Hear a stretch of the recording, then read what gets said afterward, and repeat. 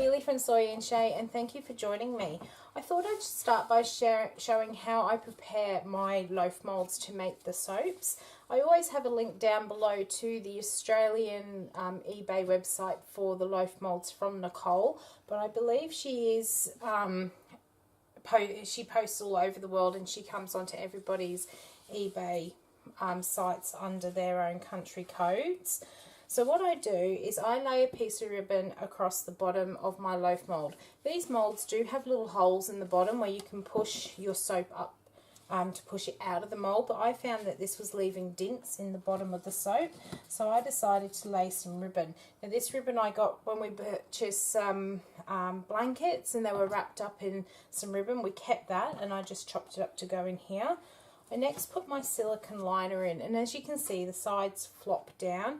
I used to put clips on the side, but I found that they still bowed in. So what I did is I got myself just a cheap tub of petroleum jelly, and I take a bit on my finger and I basically rub that down the sides of the mould so that there's a nice coating, and I make sure that it's below like the tip of the mould so it doesn't get into my soap.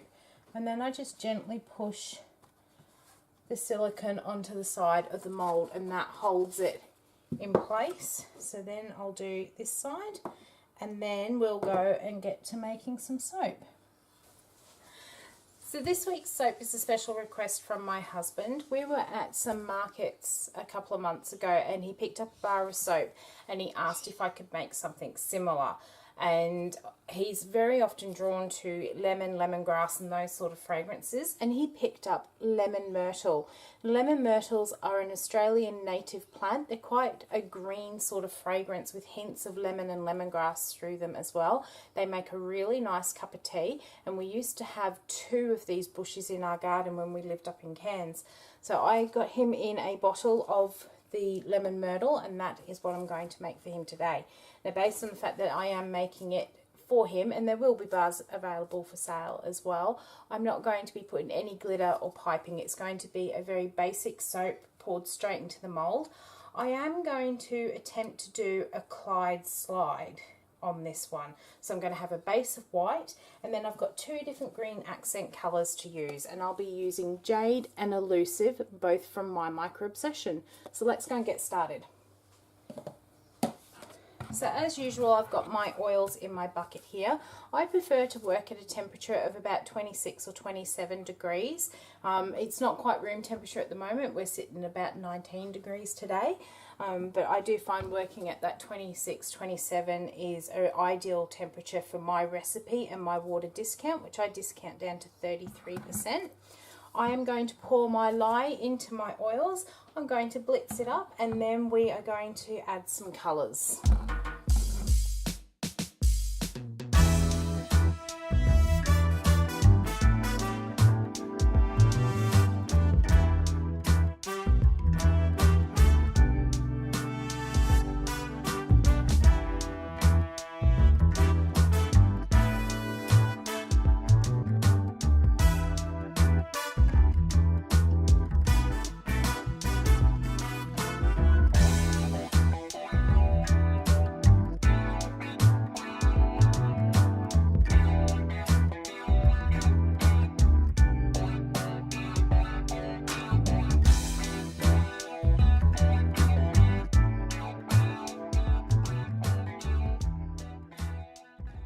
We're going to add in the fragrance oil. Now this fragrance oil has no vanillin, which is why I'm doing the white base, so it shouldn't discolour on me at all, and I'm hoping it won't accelerate the trace either. So we'll give this a good mix, and then we'll start pouring into the white batter to do part of the Clyde Slide. Okay, so that's all mixed in nicely, and it has made my batter go very fluid, so fingers crossed it stays nice and fluid while we do this next step. So I'll just take my spatulas out here. Okay, so what I'm going to do is I'm going to pour all my colours into the one side of this pot, just alternating between the 2 greens. So I'll pour.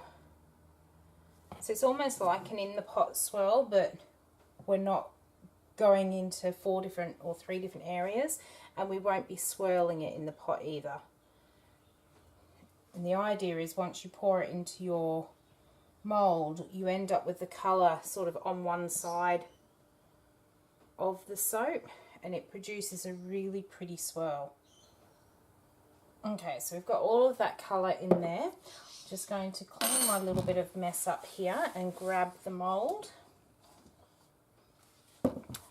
So we've got our mould here, and what I'm going to do is, see if we can zoom you out a bit, that's it.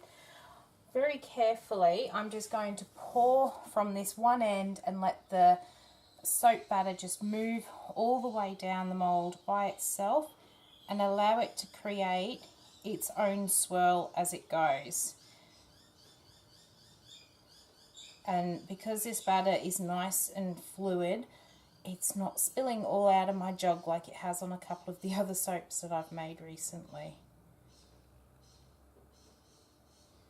And I can already see this is starting to look ever so pretty.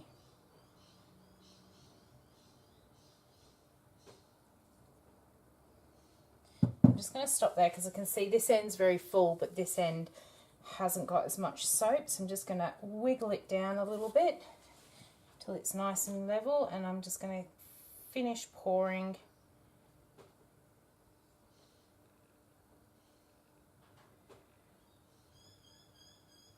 And for this soap I have done a little bit more batter than what I normally would, just to get that slightly higher top. So once that sets up a little bit, I'm going to scoop that onto the top and then we'll finish it off.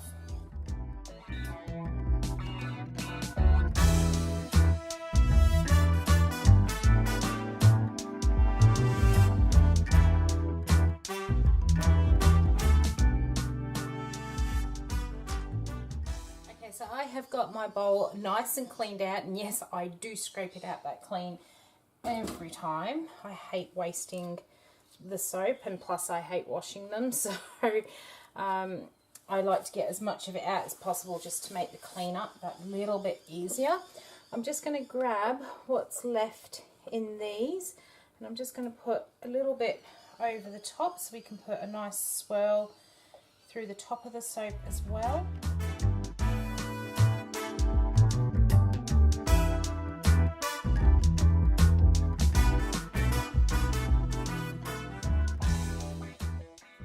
Are completely cleared out now, and I'm just going to grab my little skewer here, and I'm just going to do a very simple swirl, random swirl over the top. And then I have also just seen I have some coloured sea salts, and so I'm just going to sprinkle a little bit of that over the top as well.